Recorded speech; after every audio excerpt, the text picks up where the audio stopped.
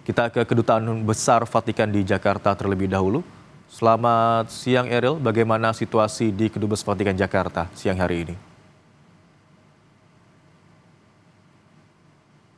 Siang Imron, untuk di Kedutaan Besar Vatikan sendiri hingga saat ini masih adanya umat Katolik yang antri untuk masuk ke dalam Kedutaan Besar Vatikan.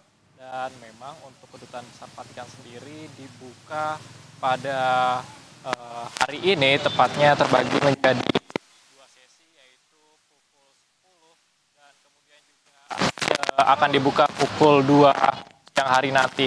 Dan nantinya memang untuk Vatikan sendiri, yang dimana untuk hari Kamis sendiri dibuka pada pukul 10 hingga 12 dan pukul 2 hingga pukul 4 sore. Dan selain itu juga untuk di Kedutaan Vatikan ini sudah terlihat adanya karangan bunga yang berada di halaman kedutaan, dan salah satunya adalah dari Presiden Republik Indonesia yaitu Prabowo Subianto. Lalu kemudian juga ada dari Sekretaris Kabinet Republik Indonesia yaitu Teddy. Dan selain itu juga sempat saya tanya kepada salah satu masyarakat atau warga yang sudah masuk ke dalam untuk melakukan doa, yang dimana ia mengatakan ia mengisi dari buku tamu, kemudian ia mengisi dari pesan ataupun doa-doa yang diberikan, dan ia mendapatkan foto dari Paus Fransiskus. Dan selain itu juga bahwa memang nantinya untuk di Vatikan, ataupun maksud saya di Kedutaan Besar Vatikan ini, untuk bagi umat Katolik ataupun masyarakat yang ingin memberikan belasungkawa terhadap wafatnya Paus Fransiskus terbuka untuk umum hingga tanggal 24 mendatang, Imron. Baik, Kedubes Vatikan menerima ucapan duka cita dan doa bersama untuk Paus Fransiskus. Terima kasih atas laporan Anda, jurnalis Kompas TV Eril Wiranata dan juru kamera Alfa Farid. Dari Kedubes Vatikan di Jakarta, kita ke Gereja Katedral Jakarta, ada jurnalis Kompas TV Niputu Trisnanda dan juru kamera Yanuar Ruslim. Selamat siang Putu. Apakah siang ini umat sudah mulai berdatangan ke Gereja Katedral untuk mendoakan Paus Fransiskus?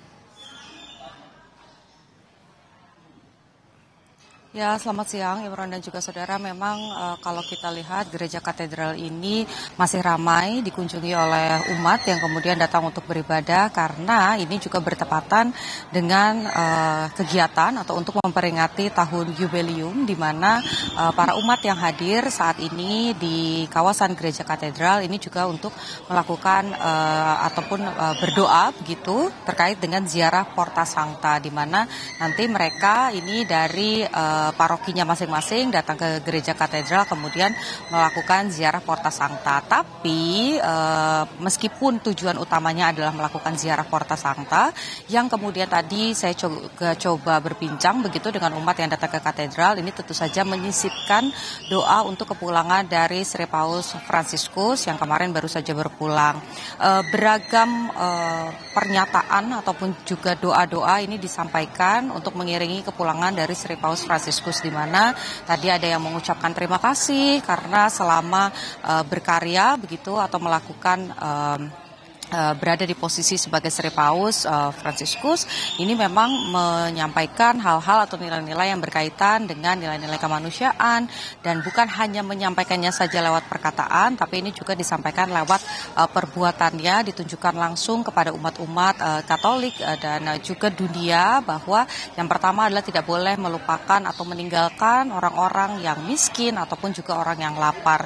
Pesan-pesan perdamaian, menghindari konflik ataupun juga perang antar negara ini disampaikan langsung, dan juga kepeduliannya soal imigran ini disampaikan oleh Sri Paus Fransiskus. Itu juga satu hal yang dikenang betul oleh umat Katolik, khususnya yang tadi datang ke Gereja Katedral, merasakan kehilangan yang sangat, tapi juga menyampaikan doa baik untuk mengantarkan agar Sri Paus Fransiskus setelah dipanggil kembali ke rumah Tuhan ini bisa mendapatkan kedamaian nantinya di sana, dan tetap memberikan doa dan juga pengharapan baik bagi umat Katolik yang masih berkarya di dunia. Itu tadi beberapa hal yang disampaikan. Nanti rencananya pada jam 6 sore juga akan ada misa harian, di mana tentu saja doa untuk mengiringi kepulangan dari Sri Paus Fransiskus ini juga menjadi salah satu agendanya, di mana masa berkabung sendiri ini akan berjalan selama 9 hari sesuai yang juga disampaikan oleh Tata Suci Vatikan. Nanti pada hari Kamis 25 April 2025 juga akan ada